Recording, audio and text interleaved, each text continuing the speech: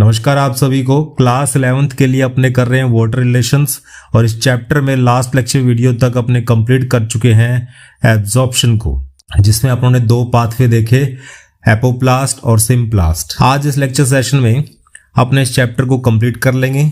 अपना एक ही टॉपिक बचा हुआ है जिसका नाम है असेंट ऑफ सैप, रसारोहण।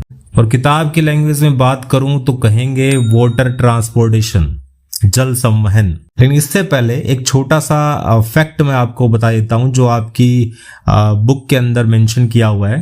माइकोराइजा, कवक मूल। माइकोराइजा बना है माइकोस प्लस राइजा से। यहां माइकोस का मतलब फंगस है, फंजाई, और दूसरा है राइजा, रूट। तो ये एक सिम्बायोटिक रिलेशन है जिसमें दो ऑर्गेनिज्म हैं, दो लोग हैं, साथ साथ रहेंगे और एक दूसरे को फायदा पहुंचाते हैं। तो माइकोराइजा क्या है? एक सिम्बायोटिक रिलेशनशिप है जिसके अंदर एक फंगस है जो पाइनस की रूट या बड़े जो दूसरे पेड़ होते हैं जैसे कि फर है, फर या पाइनस की रूट में रहने के लिए आ जाता है। ग्लोमस नाम का फंजाई, एक फंजाई है ग्लोमस नाम का, वो फर या पाइनस जैसे बड़े जो प्लांट होते हैं उनकी रूट में रहने के लिए आ जाता है। यहां एक फंगस है ग्लोमस और एक प्लांट की रूट है। तो प्लांट अपना फूड खुद बना सकता है, तो प्लांट है वो फूड बनाएगा तो थोड़ा बहुत नसीब हो जाएगा अपने फंजाई को। फंजाई अपना फूड नहीं बना सकता है, इसलिए वो रहने के लिए आ गया उस पाइनस या फर की रूट के साथ। अब बदले में पाइनस को भी तो कुछ मिलना चाहिए, फायदा होना चाहिए दोनों को। जो फंगस होते हैं, फंजाई होते हैं, वो एब्जॉर्प्टिव नेचर के होते हैं, हर चीजों को सोख लेते हैं। तो जमीन से वो क्या काम करते हैं? नमी को, ऑक्सीजन को और मिनरल्स को, इन सभी को एब्जॉर्ब करके प्लांट की रूट को पहुंचा देते हैं, जिससे प्लांट की ग्रोथ अच्छी होती है, वो अच्छा फूड बनाएगा, थोड़ा बहुत फूड है वो अपने फंजाई को भी नसीब हो जाएगा। तो इस रिलेशनशिप को कहते हैं माइकोराइजा। आपकी बुक में पाइनस की जगह चीड़ नाम का पौधा दिया हुआ है, वो एक ही बात है। और यहां तक देखा गया है कि अगर वो फंगस ना आए, ग्लोमस नाम का फंगस ना आए, तो पाइनस या चीड़ की ग्रोथ होगी नहीं, उसका सीड जर्मिनेट हो ही नहीं सकता। और ये माइकोराइजा क्यों डाला हुआ इस चैप्टर में? अभी अपने एब्जॉर्प्शन को कंप्लीट किया है और एब्जॉर्प्शन वाले टॉपिक में इस फैक्ट को डाला गया है कि प्लांट की रूट है वो मिनरल्स और पानी को एब्जॉर्ब कर रहे हैं, और इस एब्जॉर्प्शन में हेल्प करने के लिए आता है ग्लोमस नाम का फंजाई। अब अपने आते हैं मुद्दे की बात पर। एसेंट ऑफ सैप, रसारोहण, या कहें तो वाटर ट्रांसपोर्टेशन, जल संवहन। अब पानी रूट ने एब्जॉर्ब कर लिया है, एब्जॉर्प्शन हो गया है पानी का। अब उस पानी को पत्तों तक पहुंचाना है ग्रेविटी के अगेंस्ट, इसी को कहते हैं वाटर ट्रांसपोर्टेशन या एसेंट ऑफ सैप, रसारोहण। जड़ों से पानी पत्तों तक कैसे पहुंचता है उसको समझाने के लिए दो थ्योरीज दी गई हैं। एक का नाम है रूट प्रेशर थ्योरी, मूल दाब सिद्धांत, और दूसरा है ट्रांसपिरेशन पुल थ्योरी, वाष्पोत्सर्जन खिंचाव सिद्धांत। पहले बात कर लेते हैं रूट प्रेशर थ्योरी की। रूट जब पानी को एब्जॉर्ब करती है मिट्टी से, तो उस वजह से रूट के ऊपर एक प्रेशर क्रिएट होता है, उस प्रेशर की वजह से पानी पत्तों तक पहुंच पाता है। लेकिन ये थ्योरी फेल हो गई। फेल कैसे हो गई? इसमें बोला गया है कि वेसल्स की वजह से रूट प्रेशर क्रिएट होता है और उसकी वजह से पानी ऊपर पहुंचता है। लेकिन जो जिम्नोस्पर्म्स प्लांट है, जो अनावर्तवीजी पादप हैं, उनमें वेसल्स होते ही नहीं है।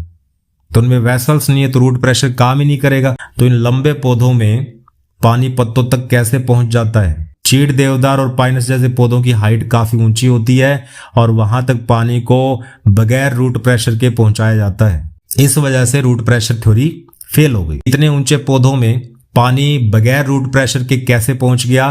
तो इसको समझाने के लिए, उसको जस्टिफाई करने के लिए दूसरी थ्योरी दी गई जिसका नाम है ट्रांसपिरेशन पुल थ्योरी, वाष्पोत्सर्जन कर्षण सिद्धांत या वाष्पोत्सर्जन खिंचाव सिद्धांत। और इसको आज अपने फॉलो करते हैं। ये थ्योरी हमें बताती है कि पत्तों से ट्रांसपिरेशन होता है, वाष्पोत्सर्जन होता है, पानी भाप बन के उड़ जाता है। तो पत्तों में हो गया पानी कम और साथ में उसकी जो कंसंट्रेशन है वो कम हो गई। पत्ते हैं अब वो पानी खींचेंगे टहनियों से, ब्रांचेस से। अब ब्रांचेस में भी पानी कम हो गया और जो ब्रांचेस हैं वो अब खींचेंगे स्टेम से, तने से, वो तना खींचेगा रूट से। तो इस तरीके से उल्टी डायरेक्शन में एक खिंचाव, एक पुल क्रिएट हो जाता है ट्रांसपिरेशन की वजह से, और इसी वजह से पानी पत्तों तक पहुंच पाता है।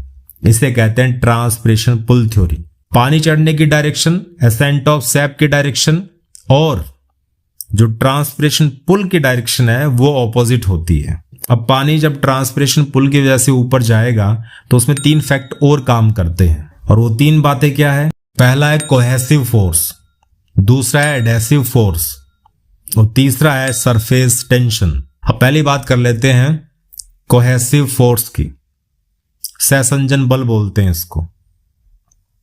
दो सिमिलर पार्टिकल के बीच में, दो सिमिलर चीजों के बीच में लगने वाले अट्रैक्टिव फोर्स को अपने कहते हैं कोहेशन। जैसे वाटर के 2 मॉलिक्यूल हैं, उन दोनों के बीच में अट्रैक्शन लगेगा, उस वजह से पानी टूटता नहीं है और कॉन्टिन्यूसली ऊपर चढ़ेगा। दूसरा है एडेसिव फोर्स। इस फोर्स में भी अट्रैक्शन ही लगता है। इस अट्रैक्शन में क्या होगा? इसमें डिफरेंट पार्टिकल के बीच में अट्रैक्शन लगेगा। डिफरेंट पार्टिकल्स कौन से हैं? एक हो गया वाटर मॉलिक्यूल और दूसरा हो गया वेसल्स की दीवारें। पानी ऊपर चढ़ेगा वेसल्स के अंदर, तो वेसल्स की दीवार और पानी के मॉलिक्यूल्स के बीच में अट्रैक्शन लगेगा, उसको कहते हैं एडेसिव फोर्स। ये भी जरूरी है। मान लीजिए इन दोनों के बीच में, उस दीवार और उस वाटर के बीच में कोई अट्रैक्शन नहीं है, तो पानी ऊपर कैसे चढ़ेगा? अब तीसरा आता है सरफेस टेंशन। पानी की जो सरफेस होती है उस पर हमेशा एक टेंशन क्रिएट रहता है, और उस टेंशन की वजह से पानी की ये कोशिश रहती है कि उसका जो सरफेस एरिया है वो कम से कम रहे, तभी पानी की बूंदें गोल होती है, क्योंकि उसका सरफेस एरिया कम होता है। अब इस वजह से भी क्या होता है? पानी ऊपर चढ़ता है। ये था ट्रांसपिरेशन पुल थ्योरी। उम्मीद करता हूं आपको समझ में आया होगा। अब आपकी बुक में ट्रांसपिरेशन को भी समझाया गया है। ट्रांसपिरेशन कैसे होगा? पत्तों की सरफेस के ऊपर टाइनी पोर्स होते हैं, छोटे छोटे सुराख होते हैं, इनको अपने स्टोमेटा कहते हैं। अपने को मालूम है कि डे टाइम में ओपन होते हैं स्टोमेटा और रात के टाइम बंद हो जाते हैं। वो पूरी तरह से तो बंद नहीं होते हैं रात के टाइम, थोड़े बहुत पार्शली खुले रहते हैं, वो अलग बात है। अब स्टोमेटा की स्ट्रक्चर डाल रखी है यहाँ पर। सेंटर में 2 गार्ड सेल्स हैं, काजू जैसी या फिर किडनी शेप्ड हैं, 2 दे रखी हैं। उनके बीच में स्टोमेटल पोर दे रखा है, सुराख है। ये दोनों गार्ड सेल्स उस सुराख को बंद करने और खोलने का काम करती है। होता क्या है? इन गार्ड सेल्स के अंदर क्लोरोप्लास्ट होता है, जिससे यहां पर फूड बनता है ग्लूकोज के फॉर्म में। डे टाइम में जब सनलाइट गिरती है इन गार्ड सेल्स के ऊपर, तो इनके अंदर फूड बनता है ग्लूकोज, और ग्लूकोज है वो डिसॉल्व हो जाता है पानी के अंदर। जो गार्ड सेल्स के अंदर पानी है उसमें वो ग्लूकोज डिसॉल्व हो जाता है। घुलने की वजह से वहां पर वाटर की कंसंट्रेशन कम हो जाती है। आसपास की जो सेल्स हैं, जिनको सब्सिडरी सेल्स या कंपेनियन सेल्स बोल देते हैं या हेल्पर सेल्स बोल देते हैं, वहां से पानी उठकर उन गार्ड सेल्स में आता है और वो फूल जाती हैं। अब यहाँ पर ध्यान देने वाली बात क्या है? इन गार्ड सेल्स की जो अंदर वाली वॉल्स हैं वो थोड़ी थिक होती है, और बाहर की तरफ बाउंड्री वाली जो सेल वॉल्स होती है वो पतली हो। गार्ड सेल्स में पानी आ चुका है ज्यादा, इस वजह से वो फूलने की कोशिश करती हैं, तो पूरी तरह से नहीं फूल पाती हैं, क्योंकि अंदर वाली जो वॉल्स हैं वो थिक होती है, तो वहां से पूरी तरह से फूल नहीं पाती। अंदर से बाहर की तरफ खिंचाव लगता है, इसी खिंचाव की वजह से वो स्टोमेटल पोर है ओपन हो जाते हैं, और पत्तों में रखा पानी है वो भाप बनकर उड़ जाता है। इसे कहते हैं ट्रांसपिरेशन। अब रात के टाइम वो बंद हो जाते हैं। रात के टाइम स्टार्च बनता है, ये ग्लूकोज है, जो बच गया ग्लूकोज है वो कन्वर्ट हो जाता है स्टार्च में, तो स्टार्च घुलता नहीं है पानी में। इस वजह से गार्ड सेल्स में वाटर की कंसंट्रेशन हायर हो जाती है, और वो पानी उठकर फिर कंपेनियन सेल्स या सबसिडरी सेल्स में वापस चला जाता है, और गार्ड सेल्स श्रिंक हो जाती है, सिकुड़ जाती है, स्टोमेटा बंद हो जाते हैं। और लास्ट में ट्रांसपिरेशन के कुछ फायदे दे रखे हैं। कहा जाता है कि ट्रांसपिरेशन एक नेसेसरी इविल है, आवश्यक बुराई है। बुरी बात है क्योंकि पत्तों का पानी भाप बन के उड़ रहा है, वाटर लॉस हो रहा है, लेकिन ये होना भी जरूरी है। अगर ये ट्रांसपिरेशन ना हो तो ट्रांसपिरेशन पुल क्रिएट नहीं होगा, और ट्रांसपिरेशन पुल क्रिएट नहीं होगा तो एसेंट ऑफ सैप कैसे होगा? पत्तों तक पानी कैसे पहुंचेगा? गैसेस का एक्सचेंज होता है, क्योंकि जब ट्रांसपिरेशन होगा तो स्टोमेटा ओपन होंगे, और जब स्टोमेटा ओपन होंगे मौका अगर बाहर वाली जो गैसेज हैं O2, CO2, N2 वगैरह वो अंदर आ जाती हैं, और अंदर वाली गैसेज है वो बाहर निकल जाती हैं। जब ट्रांसपिरेशन होता है तो पत्तों की सरफेस है वो कूल डाउन हो जाती है, टेम्परेचर डाउन हो जाता है उसका। ये ठीक वैसे ही जैसे अपने पसीना आता है और पसीना आने की वजह से अपने को कूलिंग महसूस होती है। तो ये कुछ फायदे हो गए ट्रांसपिरेशन के। ये चैप्टर आपका कंप्लीट हो चुका है। कोई क्वेरी है तो आप पूछ लीजिएगा। तब तक के लिए बने रहिए, टिके रहिए एंड इनहेल बायोलॉजी।